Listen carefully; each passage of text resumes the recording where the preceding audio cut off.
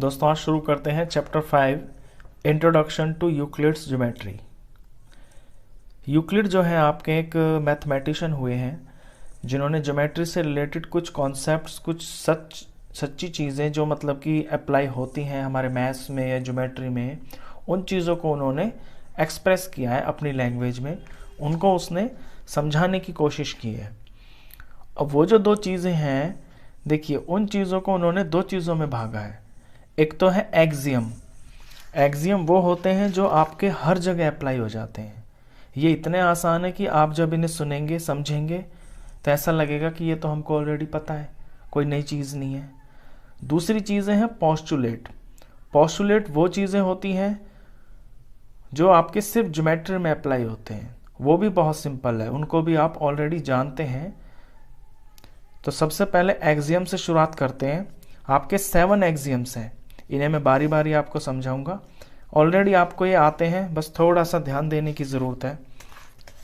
देखिए first axiom, things which are equal to the same thing are equal to one another.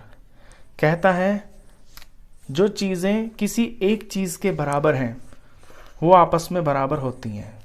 देखिए for example ए जो है x के बराबर है और जो बी है वो भी आपका एक्स के बराबर है।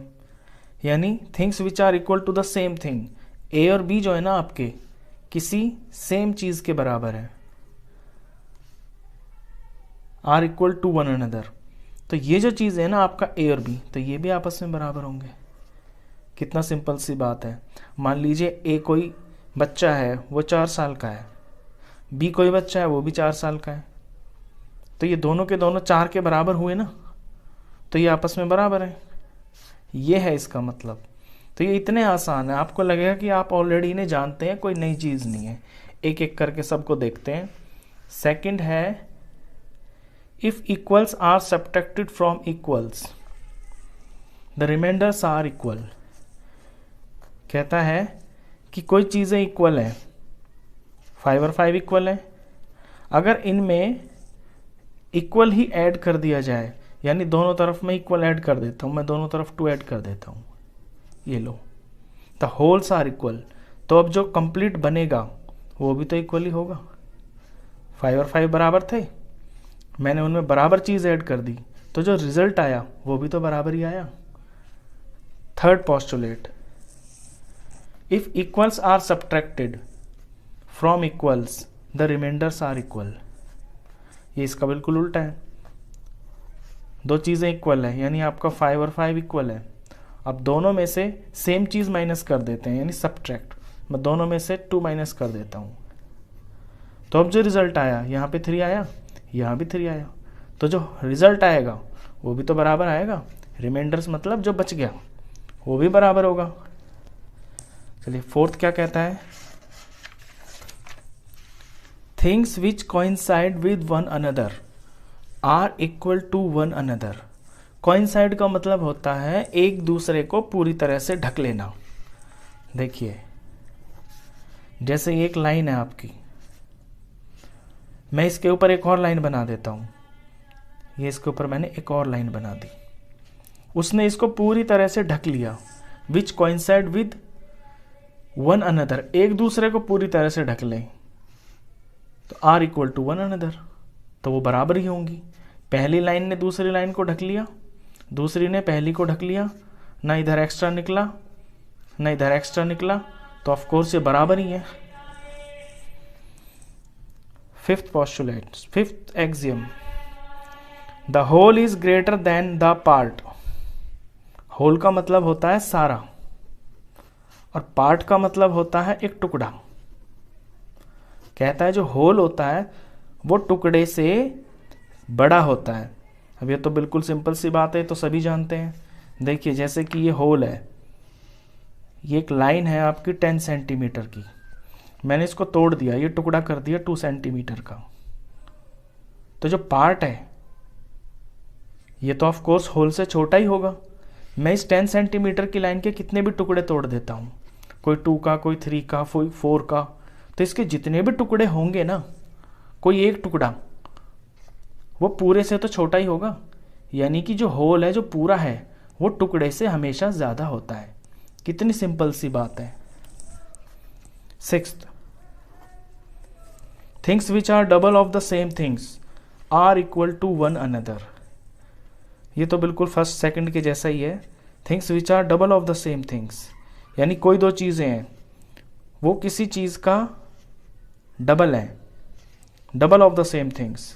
जैसे ए है, ये बी है, ये ए भी आपका एक्स के डबल के बराबर है और बी भी आपका एक्स के डबल के बराबर है, तो ए और बी आपस में बराबर होंगे। बिल्कुल ऐसा ही तो था आपका सेकंड वाला भी। Things which are equal to the same things are equal to one another. Sorry, first वाला, जैसा फर्स्ट वाला है ऐसा ही है सिक्स्थ वाला, बस इसमें डबल लिखा हुआ है। चलिए सेवंथ क्या कहता है? Things which are halves of the same things are equal to one another. ये इसी की तरह है। Things which are halves of the same things, ऐसी कोई दो चीज़ें, मान लीजिए यही ए और बी है, ए भी आपका एक्स का हाफ है और बी भी आपका एक्स का हाफ है। ये दोनों के दोनों किसी सेम चीज़ के हाफ के बराबर है, तो अब ये आपस में बराबर होंगे। ये सेवंथ लिखा हुआ है। तो ये तो एक्सियम्स थे, ये बहुत ही सिंपल थे। जनरली आपको ये ना बिल्कुल ऑलरेडी पता है, ये कोई नई चीज़ नहीं है। चलिए इसके बाद होते हैं पोस्टुलेट्स। पोस्टुलेट्स जो होते हैं ना आपके, वो एक्चुअली सिर्फ ज्योमेट्री के अंदर ही अप्लाई होते हैं। तो पोस्टुलेट शुरू करते हैं। देखिए फर्स्ट पोस्टुलेट कहता है अ straight line may be drawn from any one point two any other point. एक स्ट्रेट लाइन किसी एक पॉइंट से लेके किसी दूसरे पॉइंट तक बनाई जा सकती है। फ्रॉम एनी पॉइंट, किसी भी एक पॉइंट से, टू एनी अदर पॉइंट, किसी भी दूसरे पॉइंट तक। जैसे कि मैंने यहाँ पे एक पॉइंट ए डाल दिया, यहाँ पे पॉइंट बी डाल दिया, तो एक स्ट्रेट लाइन बन जाएगी। बस इतनी सी बात इसमें कही है। Postulate 2, a terminated line can be produce indefinitely.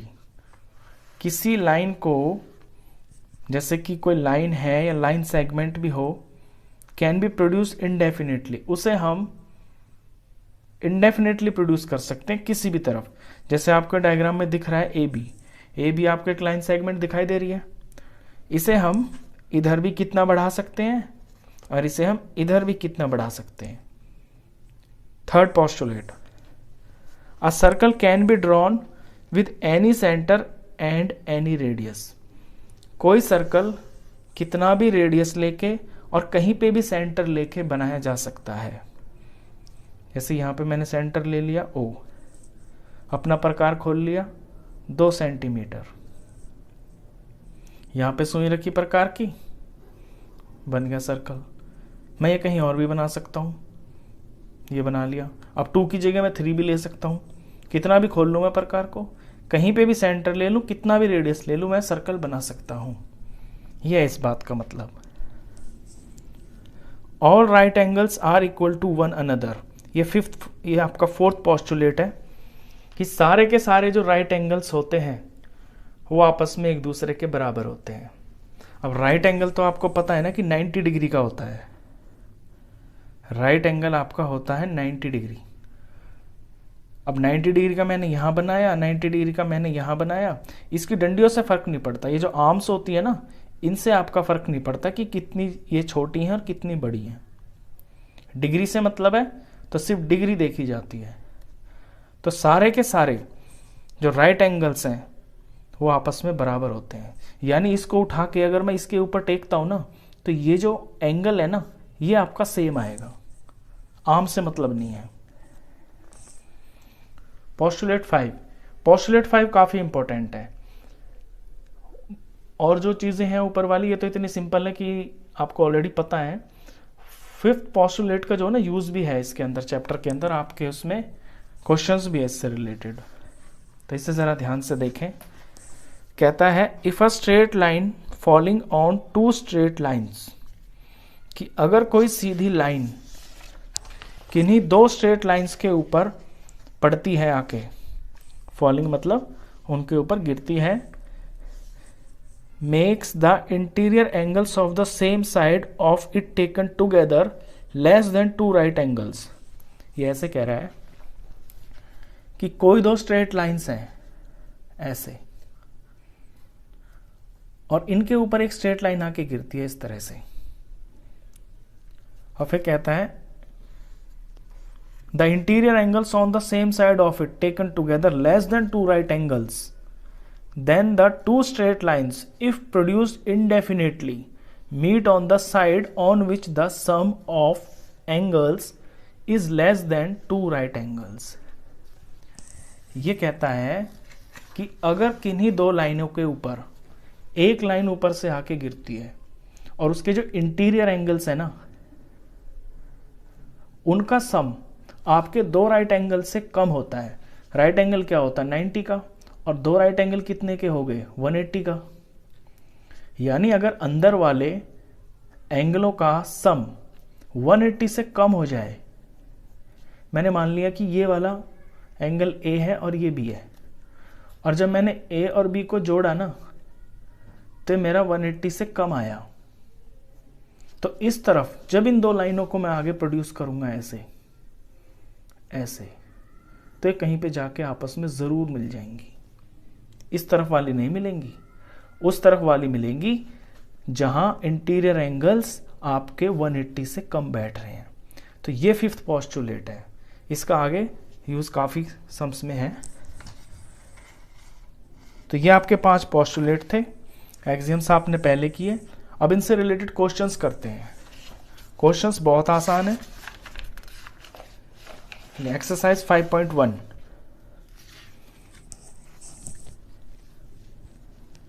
Which of the following statements are true and which are false. इनमें से कौन सी स्टेटमेंट्स आपकी ट्रू हैं और कौन सी फॉल्स हैं। Give reasons for your answers, और अपने आंसर्स का रीजन भी बताइए। तो फर्स्ट क्वेश्चन है इसके अंदर, ये आपका फर्स्ट पार्ट है। Only 1 line can pass through a single point. ये कहता है कि किसी सिंगल पॉइंट से सिर्फ और सिर्फ एक ही लाइन पास हो सकती है। अब यहां देखिए, मैं एक सिंगल पॉइंट बनाता हूं, ये रहा। मैंने यहां से एक लाइन पास की है, ये पास हो गई।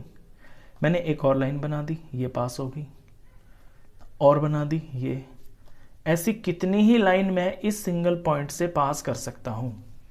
लेकिन बुक वाला कह रहा है only 1 line can pass through a single point, कि सिंगल पॉइंट से सिर्फ एक ही लाइन पास हो सकती है।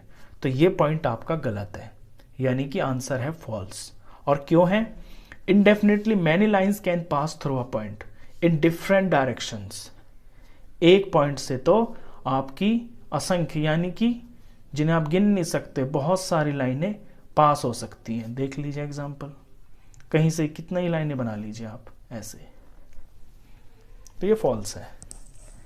सेकंड पॉइंट में कहता है there are an infinite number of lines which pass through 2 distinct points. कहता है कि 2 पॉइंट दिए हुए हैं आपको, डिस्टिंक्ट पॉइंट्स यानी कि अलग अलग पॉइंट, और यहां से infinite number of lines. Infinite का मतलब होता है असंख्य, यानी बहुत सारी। तो जब मैं इसमें लाइन पास करता हूं तो देखिए ये अकेली लाइन बनती है। अब अगर कोई लाइन मैं खींचता भी हूं ना इन 2 पॉइंट से, तो वो इसके ऊपर ही आएगी। यानी कहने का मतलब ये है कि किन्हीं 2 अलग अलग पॉइंटों से आप सिर्फ और सिर्फ एक ही लाइन तैयार कर सकते हैं।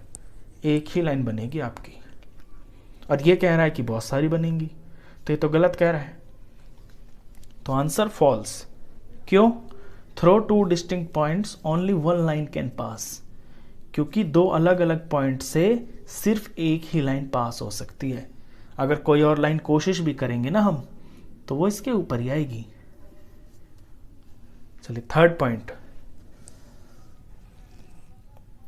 अ terminated line can be produced infinitely on both the sides.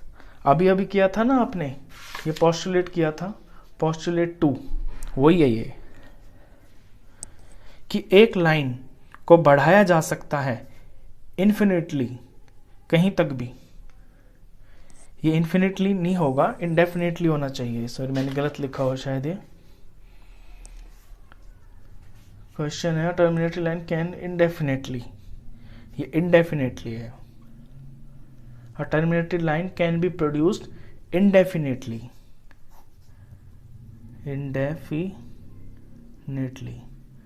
Indefinitely definitely का उल्टा होता है, यानी कि इसकी कोई लिमिट नहीं है, कहीं तक भी बढ़ा सकते हैं आप इसको। जैसे कोई लाइन है, ये मैंने कोई लाइन, यहाँ तक की मेरी ये लाइन है, अब मैं चाहूँ इसको कितना भी बढ़ा लूँ इस तरफ, बोथ साइड्स यानी दोनों तरफ, मैं इसको इधर भी बढ़ा सकता हूँ, कितना भी बढ़ा सकते हैं, इसकी कोई लिमिट नहीं है। तो ये बिल्कुल ठीक कहता है, ट्रू है ये। क्यों? अ टर्मिनेटेड लाइन और लाइन सेगमेंट, या तो लाइन हो या लाइन सेगमेंट हो। देखिए लाइन सेगमेंट होता है टुकड़ा, उसके दोनों पॉइंट पे आप एंड पॉइंट्स के 2 एंड पॉइंट होते हैं उसके, यानी अगर ऐसे हो तो ये आपका लाइन सेगमेंट है, अगर दोनों तरफ तीर लगा हो तो ये आपका लाइन है, यानी इसकी तो एक प्रॉपर लेंथ है, आप इसे भी बढ़ा सकते हैं, लाइन सेगमेंट हो या लाइन हो, आप दोनों को बढ़ा सकते हैं दोनों डायरेक्शंस में। तो ये ट्रू है। चलिए 4th पॉइंट है इसका,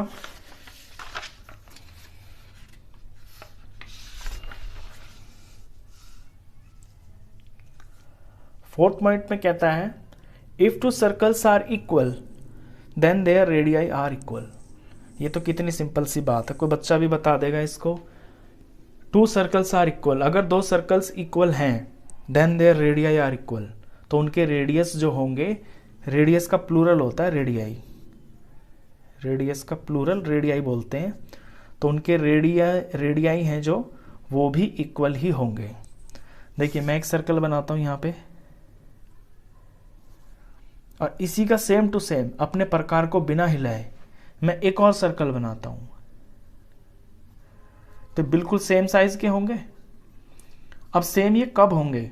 जब मैंने अपने कंपास को बिल्कुल भी मूव ना किया होगा, और जब कंपास को बिल्कुल भी मूव नहीं किया होगा, यानी कि जो मेरा कंपास खुला होगा वो सेम होगा, और वो क्या होता है, वो रेडियस होता है।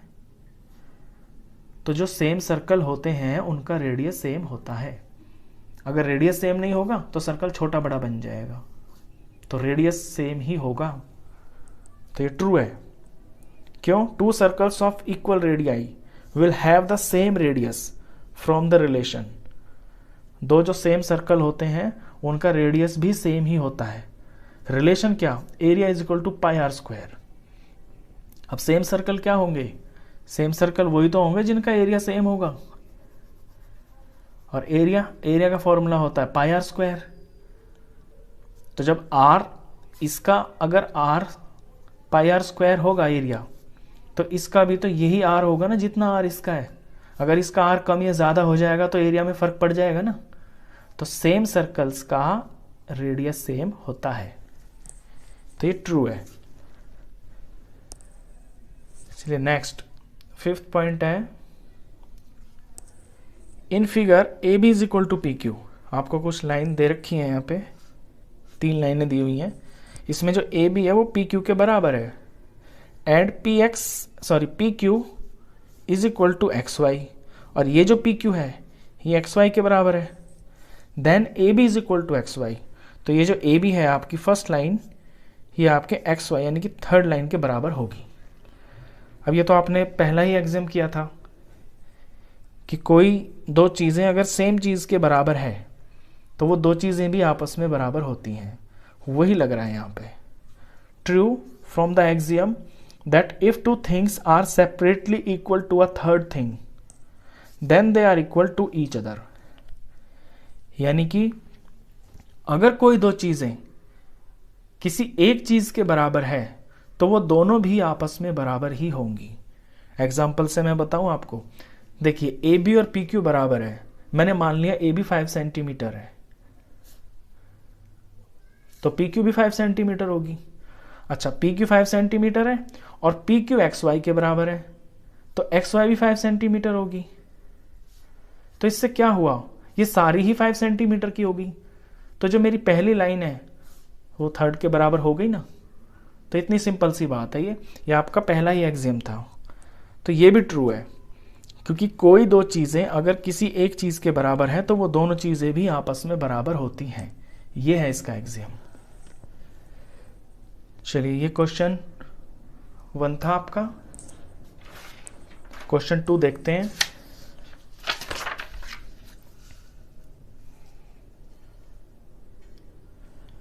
इस चैप्टर में आपके थ्योरी के ज़्यादा हैं और प्रैक्टिकल करने के क्वेश्चंस कुछ ही हैं, 1-2।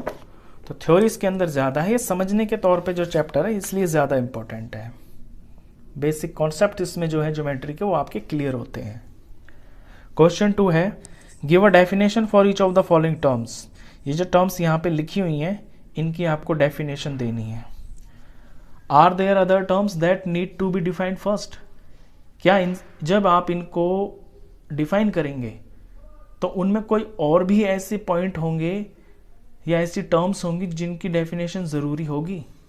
व्हाट आर दे, तो वो क्या होंगे, and how might you define them, और आप उन्हें कैसे डिफाइन करेंगे। तो पहला है पैरेलल लाइंस। तो पैरेलल लाइन की डेफिनेशन आप कैसे देंगे। देखिए, इसमें कोई रेस्ट्रिक्शन नहीं है, जैसी आपकी लैंग्वेज हो आपको बस उसे डिस्क्राइब करना है। मैंने अपनी लैंग्वेज में यहाँ पे डिफाइन किया है, आप अपनी में भी कर सकते हैं, बस चीज़ का मतलब समझ आना चाहिए। पैरेलल लाइंस क्या होती हैं। 2 straight lines which have no point in common. 2 straight lines होती हैं, ये 2 स्ट्रेट लाइंस हैं, इनमें कोई पॉइंट कॉमन नहीं है। ये अपनी अपनी जगह पे चलती जा रही है, ये अपनी जगह पे चलती जा रही है। तो मैंने इसकी डेफिनेशन लिख दी, 2 straight lines which have no point in common.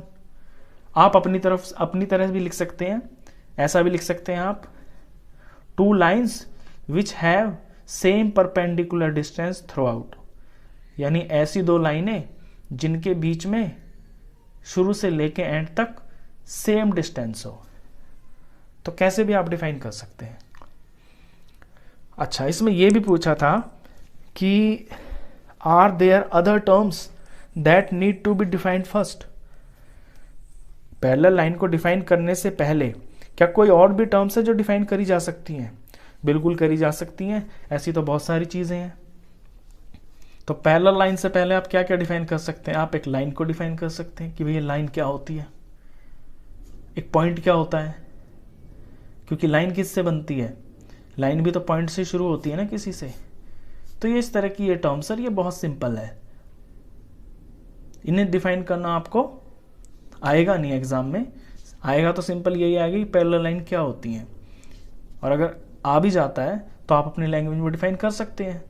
Parallel line में लाइन होती है, लाइन को आप डिफाइन कर दीजिए, लाइन क्या होती है। पॉइंट क्या होता है, पॉइंट को डिफाइन कर दीजिए। तो ये अपनी लैंग्वेज में लिख सकते हैं आप। Second, perpendicular lines. अब परपेंडिकुलर लाइंस तो ये होती है ना जो एक दूसरे को 90 पे काटती हैं। 2 intersecting lines making an angle of 90 degree at intersecting points. ऐसी 2 इंटरसेक्टिंग लाइंस जो 90 डिग्री का एंगल बनाती है, कहाँ पे, एट इंटरसेक्टिंग पॉइंट्स। जहाँ पे वो टकरा रही हैं, जहाँ वो कट रही हैं, वहाँ पे 90 का एंगल बन जाए तो उन लाइनों को परपेंडिकुलर लाइंस कहते हैं। ये इसकी डेफिनेशन है। थर्ड में line segment. Line segment a line with 2 and points. अभी अभी मैंने पीछे बताया था आपको कि लाइन सेगमेंट एक टुकड़ा होता है, उसके 2 एंड पॉइंट्स होते हैं, यानी कि ये यहां से शुरू है, यहां पे खत्म है। तो एक लाइन, और एक लाइन जो होती है ना उसका कोई एंड नहीं होता, उसका नाम जरूर होता है, हम उसे नाम जरूर रखते हैं उसका, लेकिन उसके एंड पॉइंट नहीं होते हैं, वो दोनों तरफ फ्री होती है। तो लाइन विथ 2 एंड पॉइंट्स, जिसके 2 एंड पॉइंट्स हों। Radius, the line segment with 1 and point at the centre and the other at any point on the circle. Radius हम किसे बोलते हैं, देखिए ये सर्कल है, यहां पे सेंटर है, और यहां से यहां तक ये जो लाइन खींची, इसी को तो हम रेडियस बोलते हैं। इसी को इस तरह से लैंग्वेज में डिफाइन कर दिया।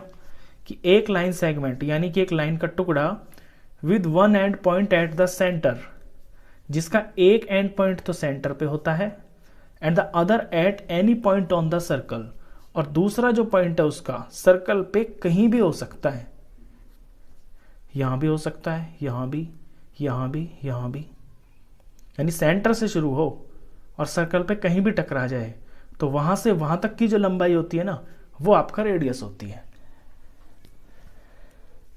इसके बाद है स्क्वायर। अब स्क्वायर किसे बोलते हैं? स्क्वायर की तो आप कितनी भी डेफिनेशंस लिख सकते हैं, अपनी लैंग्वेज में भी लिख सकते हैं।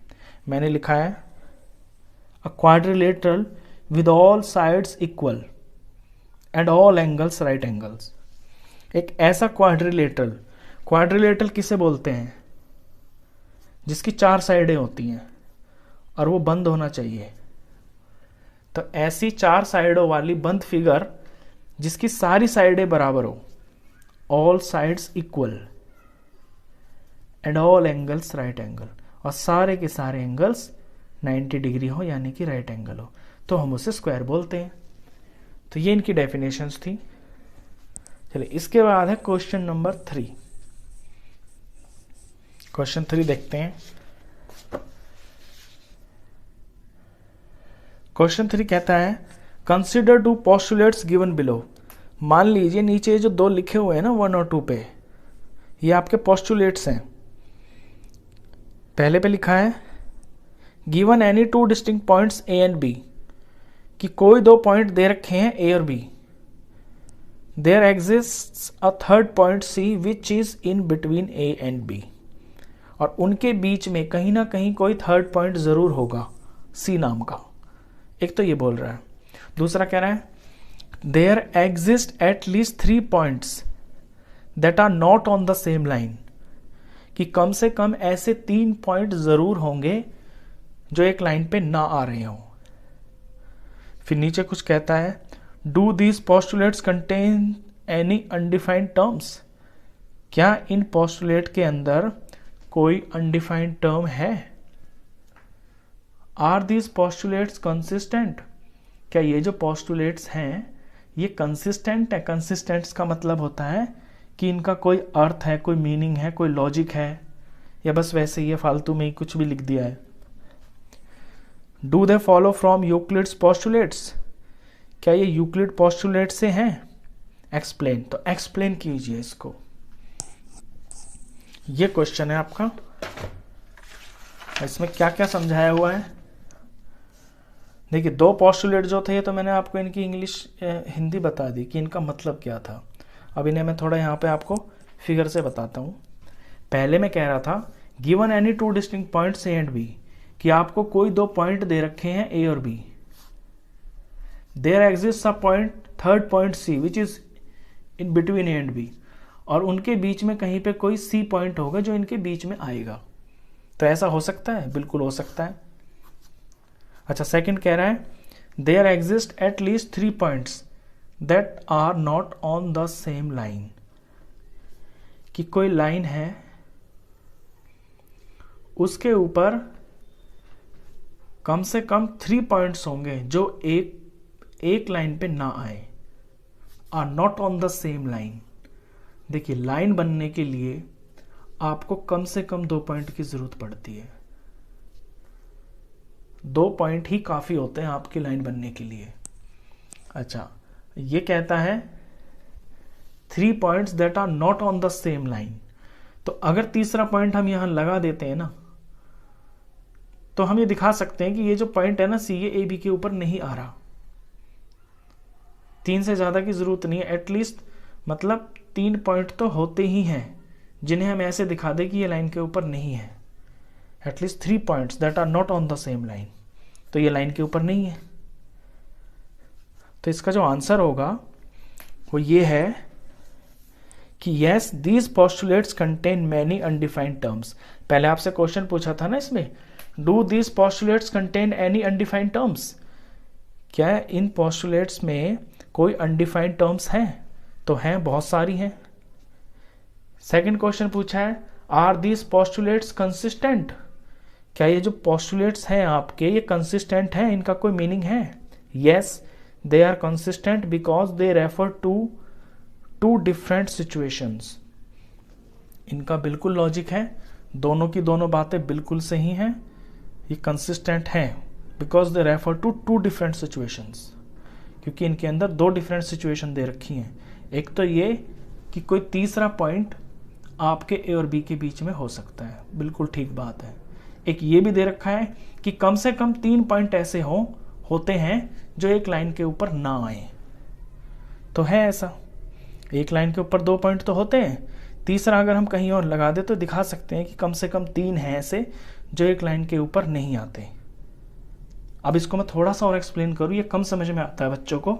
देखिए, अगर मैं यहाँ 3 की जगह 2 लगा दूं, there exist at least 3 points की जगह मैं 2 लगा दूं, इसका मतलब क्या होगा कि एक लाइन के ऊपर कम से कम 2 पॉइंट होंगे, not on the same line, कि जो सेम लाइन के ऊपर नहीं होंगे। तो क्या ऐसा हो सकता है? अब आप ही देख लीजिए कि एक लाइन बनने के लिए आपके 2 पॉइंट तो यूज हो रहे हैं, तो ऐसा कैसे पॉसिबल हो सकता है कि आपके ये दोनों पॉइंट किसी एक लाइन पे ना आए? क्या ऐसा हो सकता है कि ए को मैं यहाँ अकेला छोड़ दूं और बी को मैं यहाँ लगा दूं, तो क्या लाइन बन जाएगी? तब भी तो लाइन ऐसे ही बनेगी ना। तो अगर मैं यहाँ पे 2 लगा देता हूं, फिर तो ये नो हो जाएगा, और अगर 3 लगा देता हूं तो फिर ये यस हो जाएगा। ये है इसका मतलब। चलिए आगे भी क्वेश्चन पूछता है ये, आर दीज पोस्टुलेट्स कंसिस्टेंट? क्या ये पोस्टुलेट्स आपके कंसिस्टेंट हैं? तो yes, they are consistent because they refer to the two different situations. तो ये कंसिस्टेंट है, ये लॉजिकली ठीक है। फिर पूछता है, do they follow from Euclid's postulates? Explain. क्या ये यूक्लिड पोस्टुलेट से लिए गए हैं? तो ये नो है, क्योंकि यूक्लिड में ऐसा कुछ नहीं समझाया हुआ है जैसा यहाँ पे समझाया हुआ है। No, these postulates do not follow Euclid's postulates. ये जो पोस्टुलेट है ये यूक्लिड्स पोस्टुलेट से नहीं है। दे फॉलो एन एक्सियम, ये तो एक्सियम को फॉलो करते हैं। और एक्सियम कौन सा था? Given 2 distinct points there is a unique line that pass through them. कि अगर आपको कोई 2 पॉइंट दिए हुए हैं, यानी कि ए और बी दिए हुए हैं, तो इनसे सिर्फ और सिर्फ एक ही लाइन गुजर सकती है। ये आपका एक्सियम है, और ये एक्सियम को फॉलो करते हैं। तो ये 3 क्वेश्चन तो आपके 5.1 से। आई होप आपको ये समझ में आए होंगे, और थोड़ा चैप्टर के बारे में भी पता चला होगा किस तरह का ये चैप्टर है। Question number 4, if a point C lies between 2 points A and B such that AC is equal to BC। आपको दिया है कि AB के बीच में, ये AB एक लाइन है, इसके बीच में एक C पॉइंट है, और इस तरह से कि AC is equal to BC है, AC से लंबाई BC के बराबर है। Then prove that AC is equal to half of AB। तो आपको प्रूफ करना है कि जो AC है वो हाफ है AB का। ये टू प्रूव है। तो गिवन दिया है एक लाइन AB, C पॉइंट बीच में है, और AC और BC की लंबाई बराबर है। आपको ये प्रूफ करना है कि AC AB का हाफ है। तो देखिए कैसे इसे शुरू करेंगे। सबसे पहले लेंगे आप AB। अब ये जो AB है ना आपका, ये 2 टुकड़ों से मिलके ही तो बना है, तो यहां से सॉल्यूशन शुरू है। आपका AB है AC प्लस BC के बराबर। अब AB को आप AC प्लस BC तो है, ये AC की जगह तो AC लिखें, और BC की जगह भी तो AC लिख सकते हैं। क्यों? क्योंकि AC और BC बराबर है ना आपके, यहाँ ब्रैकेट में लिख सकते हैं आप, क्योंकि BC is equal to AC, ये तो गिवन है। BC की जगह मैंने AC ले लिया। अब यहाँ पे AB, और ये होगा आपका ट्वाइस ऑफ AC, यानी 2AC। अब जब ये 2 यहाँ पे जाएगा इस तरफ, यानी कि हम अकेला AC छोड़ देंगे ना, यहाँ पे AC की वैल्यू निकालेंगे, तो ये जो 2 है यहाँ पे मल्टीप्लाई में, ये आपका यहाँ पे डिवाइड में हो जाएगा। इसे हम ऐसे भी लिख सकते हैं, AC is equal to half of A B. तो ये तो हो गया प्रूफ, कितना सिंपल सा है। आप और करके इसकी फॉर्म को ठीक कर सकते हैं। ए सी इधर लिख लीजिए, A C is equal to half A B. कितना सिंपल सा है क्वेश्चन था। चलिए इसके बाद क्वेश्चन करते हैं फिफ्थ जो क्वेश्चन है ना वो भी बिल्कुल इसी के ऊपर बेस है। मैं लैंग्वेज पढ़ता हूं पहले। In question 4 point C is called a mid point of line segment A B. यही क्वेश्चन 4, इसी के अंदर आपको ये दिया था कि जो सी है ना वो ए बी का मिड पॉइंट था। अब ये इसका मिड पॉइंट था, तभी तो ए सी और बी सी की लंबाई बराबर थी। आगे कहता है prove that every line segment has one and only one mid point. तो आपको प्रूफ करना है कि किसी भी लाइन सेगमेंट का सिर्फ और सिर्फ एक ही मिड पॉइंट हो सकता है, एक से ज्यादा नहीं हो सकता। तो इसी फिगर को यूज करेंगे हम क्वेश्चन 5 में भी। क्वेश्चन 5 में आपको ये प्रूफ करना है कि सी ही इसका मिड पॉइंट है, सी से अलग इसका कोई मिड पॉइंट नहीं हो सकता, यानी कि सिर्फ एक ही मिड पॉइंट है। देखिए सी मिड पॉइंट है, ये तो दिया हुआ है। तो जब सी मिड पॉइंट है तो हम कैसे लिखेंगे, यहां से सॉल्यूशन है। तो ए सी कितना हो जाएगा, हाफ ऑफ ए बी। इसे मैंने नंबर 1 मान लिया। अब मान लेते हैं कि डी कोई मिड पॉइंट है सी से अलग। मैंने मान लिया कि डी भी इसका कोई मिड पॉइंट है। तो let D is another mid point of A B. अब जब D mid point A B का मैंने मान लिया तो ए से लेके डी तक और डी से लेके बी तक बराबर होगा, यानी अगर डी मिड पॉइंट है तो ए डी की लंबाई ए बी का हाफ होगी। तो मैं इसे ऐसे लिखूंगा, A D is equal to half of A B. ये नंबर 2 बात हो गई। अब जरा 1 और 2 पे ध्यान दीजिए। आपका ए सी हाफ ए बी के बराबर, ये ए सी मैंने गलत लिख दिया, डी लिखना था मुझे, ए डी, क्योंकि डी को मिड पॉइंट ले रहा हूं ना, तो ए डी की लंबाई हाफ ऑफ ए बी। तो ए सी और ए डी दोनों के दोनों आपके हाफ ऑफ ए बी के बराबर दिखा रहा है। अब ये कब पॉसिबल हो सकता है, ये तो तभी पॉसिबल हो सकता है ना जब आपका ए सी और बी डी, ए सी और ए डी बराबर हो। तो from 1 and 2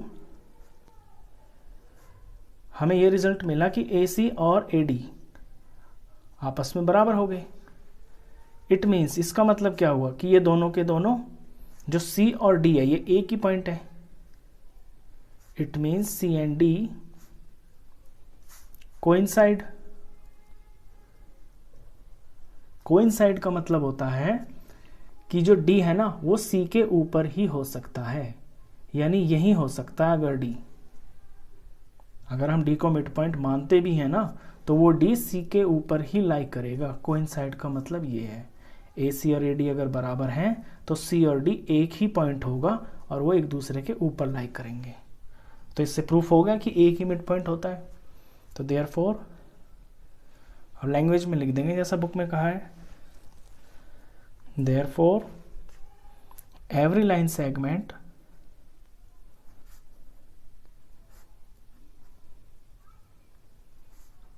has one and only one midpoint। एक ही मिड पॉइंट हो सकता है किसी लाइन सेगमेंट का। ये क्वेश्चन नंबर 5 था। चलिए 5 के बाद करते हैं क्वेश्चन नंबर 6।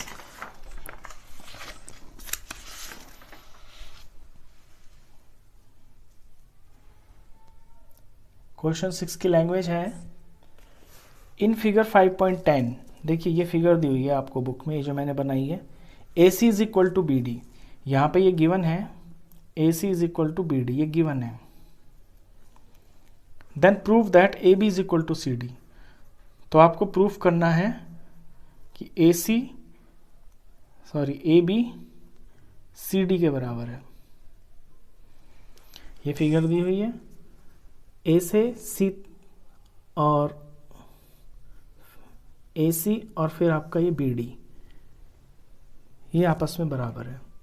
आपको ए बी और यहाँ से ये सी डी बराबर प्रूफ करना है।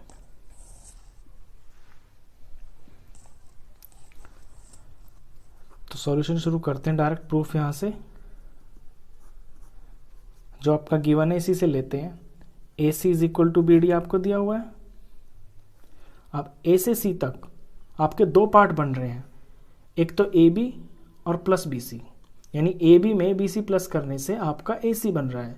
तो इस ए सी को मैं इन दो की फॉर्म में लिख लेता हूं, यानी A B plus B C. अब बी से डी देखिए, बी से डी भी आपके ये जो दो पार्ट है इनसे मिलके बन रहा है, एक बी सी और एक सी डी। तो पूरे बी डी को मैं B C plus C D की फॉर्म में लिख लेता हूं, B C plus C D. अब बीच में इस इक्वेशन का निशान है इक्वल टू का, तो दोनों तरफ जब सेम चीज होती है तो कट जाती है, आपको पता है, क्योंकि उससे इक्वेशन पे कोई इफेक्ट तो पड़ता नहीं है। अब दोनों तरफ बी सी दिख रहा है आपको, ये कट गया। बचा क्या? जो बचा वही आपको टू प्रूव था, तो यानी A B is equal to C D. यही प्रूफ था, ये प्रूफ हो गया, हैंस प्रूव्ड। इतना छोटा सा क्वेश्चन था ये। चलिए क्वेश्चन 7 देखते हैं। क्वेश्चन 7 में पूछा है why is axiom 5 is the list of Euclid's axioms? Why is axiom 5 in the list of Euclid's axioms considered a universal truth? ये जो यूक्लिड्स एक्सियम्स थे, इनके अंदर जो एक्सियम 5 था, ये आपका यूनिवर्सल ट्रूथ क्यों माना जाता है, क्यों मान सकते हैं इसको? Note that the question is not about the fifth postulate. Fifth postulate आप इसको मत समझ लेना, ये सिर्फ एक्सियम से रिलेटेड क्वेश्चन है। देखिए फिफ्थ एक्सियम पढ़ते हैं पहले तो।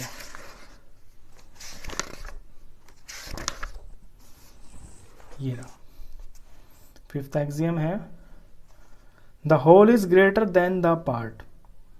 इसमें लिखा है कि जो पूरा होता है वो पार्ट से हमेशा ज्यादा होता है, और ये यूनिवर्सल ट्रूथ है, यानी कि ये हर चीज में अप्लाई होता है। आपकी कोई भी चीज हो, सब जगह ये अप्लाई होता है। तो ये तो बिल्कुल सिंपल बात है, ये भी एकदम राइट है। ये जो बात लिखी हुई है ये एकदम राइट है। क्यों?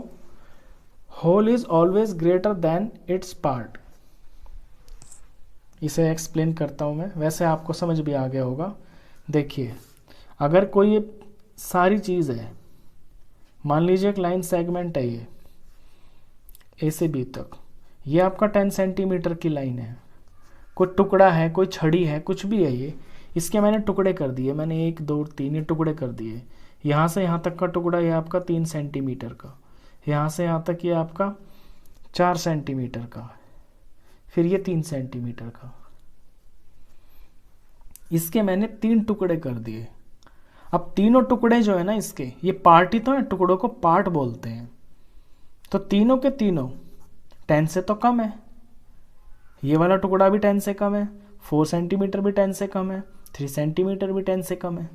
तो दुनिया की कोई भी और कैसी भी चीज हो, ये जो रूल है ना, ये एक्सियम, ये आपका हर जगह लगता है। कोई भी टुकड़ा पूरे से हमेशा छोटा होता है। तो true because part is include in the whole and never greater than whole.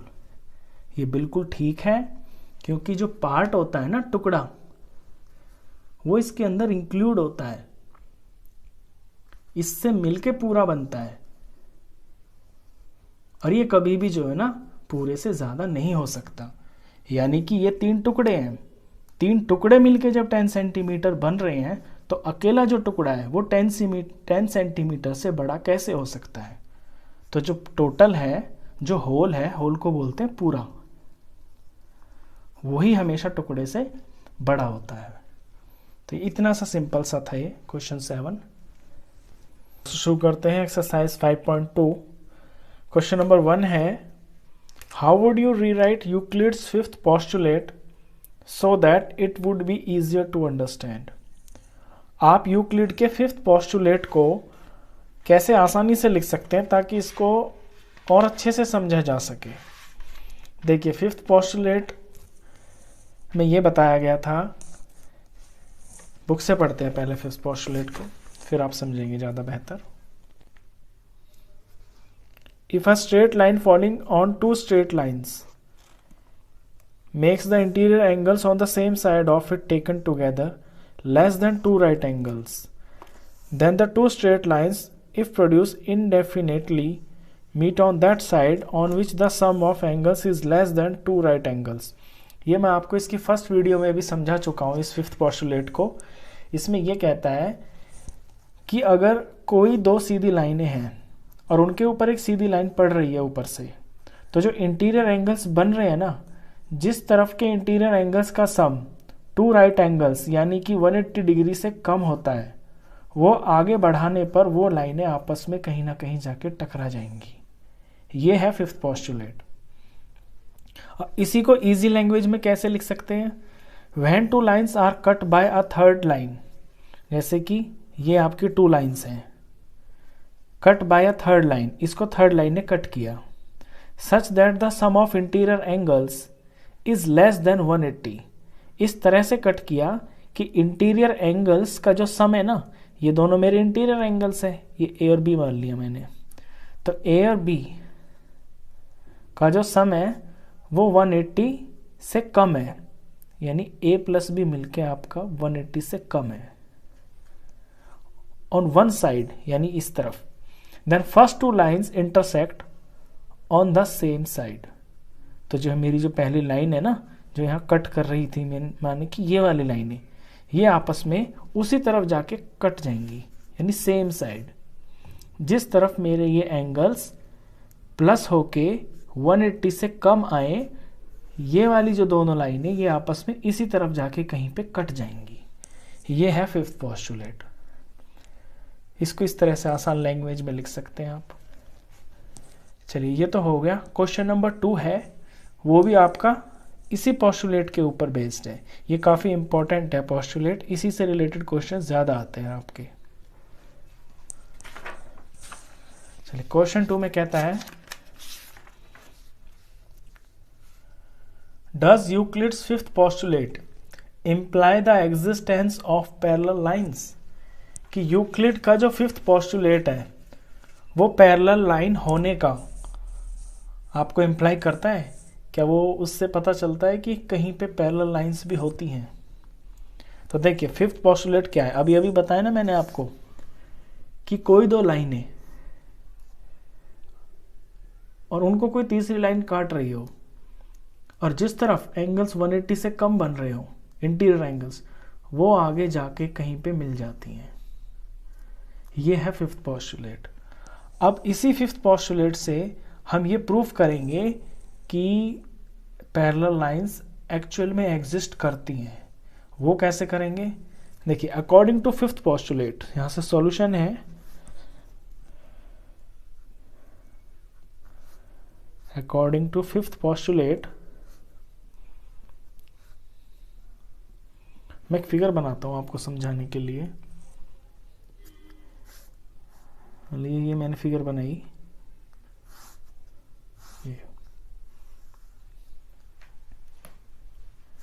इसका नाम मैंने ए दे दिया, इसका नाम मैंने बी रख दिया, इसका नाम मैंने सी रख दिया एंगल का, इस तरफ वाले का नाम मैंने डी रख दिया। अभी मेरी दो लाइनें हैं, इनको मेरी तीसरी लाइन काट रही है। अच्छा, अकॉर्डिंग टू फिफ्थ पोस्टुलेट कि ये जो ए प्लस बी है, अगर ये आपके 180 से कम है, यानी ए प्लस बी अगर लेस है 180 डिग्री से, then the line meet on right side, क्योंकि ये राइट की तरफ है ना, राइट की तरफ वाले इंटीरियर एंगल्स का जो सम है वो 180 से कम है, तो ये कहीं पे इधर जाके आपका मिल जाएंगी ऐसे। तो लिखेंगे then the lines meet on left side, क्योंकि लेफ्ट साइड के जो दोनों एंगल है वो 180 से कम बैठते हैं। इफ, लेकिन अगर मैं कोई एक पेयर और बनाता हूं, मान लीजिए ये मेरी दो लाइंस हैं, ये मैंने एक थर्ड लाइन बना दी, यहां पे मैंने P लिख दिया, यहां पे मैंने एंगल Q लिख दिया। अब P और Q, ये PQ हो गए, इधर भी मैं लिख देता हूं R और S, दो एंगल इधर लिख दिए मैंने। अगर P और Q दोनों मिलके 180 के बराबर हो जाते हैं और एंगल R और एंगल S, ये R और S हैं, मैंने छोटे में लिख लेता हूं, ये मैंने वैल्यू लिखी है एंगल की, R और S, ये भी दोनों मिलके 180 के हो जाते हैं, तो फिर ये लाइनें कहाँ मिलेंगी? देखिए ये पेयर भी आपका 180 से कम नहीं बैठ रहा, 180 के बराबर है, 180 से कम नहीं है, इसका मतलब है कि ये कहीं भी आगे जाके नहीं मिलेंगी। और ये भी आपका 180 से कम नहीं है, यानी कि ये भी आपकी कहीं नहीं मिलेंगी। तो फिर होगा क्या? होगा ये कि ये कभी भी नहीं मिलेंगी, कभी भी नहीं मिलेंगी, तो यानी का मतलब कि ये पैरेलल लाइंस है। तो इस तरह से फिफ्थ पोस्टुलेट को यूज करके आप ये शो कर सकते हैं, आप प्रूव कर सकते हैं कि हाँ पैरेलल लाइंस भी होती हैं। अच्छा, फर्स्ट में ना मैंने एक चीज मिस कर दी कि जैसे यहाँ पे A प्लस बी को छोटा दिखाया है ना 180 से, यहाँ पे C और D को भी आप दिखा दीजिए 180 से बड़ा। वो क्यों होगा ये भी बताता हूँ। तो C प्लस D ये बड़ा होगा आपका 180 से।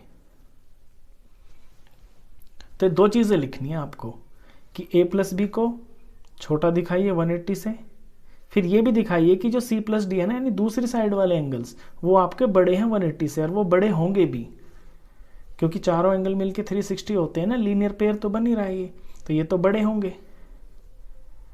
तो तब ऐसा होता है तो वो वाली साइड मिल जाएंगे जिस तरफ आपके छोटे हैं, यानी कि इस तरफ। अब दूसरे में क्या होगा, एक ऐसा पेयर बनाइए जहां पे दोनों तरफ के एंगल्स आपके 180 हैं, ये दोनों 180, ये दोनों भी 180, तो ये लाइनें यहाँ इस तरफ भी नहीं मिलेंगी, ये लाइनें इस तरफ भी नहीं मिलेंगी, तो होगा क्या, फिर ये पैरेलल लाइंस है। बस यही रिजल्ट है। अब लैंग्वेज में लिखना है आपको। It means these lines never meet on left side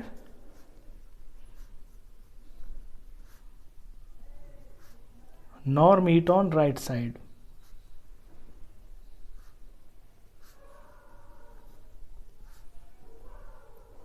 ना तो ये लेफ्ट साइड मिलेंगी और ना ही ये राइट साइड मिलेंगी, तो क्या होगा, therefore the lines are parallel. The lines are parallel. तो फिर ये पैरेलल ही होंगी जब मिलेंगी नहीं कहीं पे। तो फिफ्थ पोस्टुलेट से रिलेटेड ये क्वेश्चन था। ये दो क्वेश्चन थे आपके, काफ़ी इंपॉर्टेंट है। इस एक्सरसाइज में से पेपर में आपका क्वेश्चन आता है। तो दोनों क्वेश्चन हो गए आपके। आई होप आपको ये दोनों क्वेश्चन अच्छे से समझ में आए हो। वीडियो अगर अच्छा लगा हो तो प्लीज़ इसे लाइक कर देना, फ्रेंड्स में शेयर कर देना, और 9th क्लास का कंप्लीट मैथ्स पढ़ने के लिए आप इस चैनल को भी सब्सक्राइब कर देना। Thank you.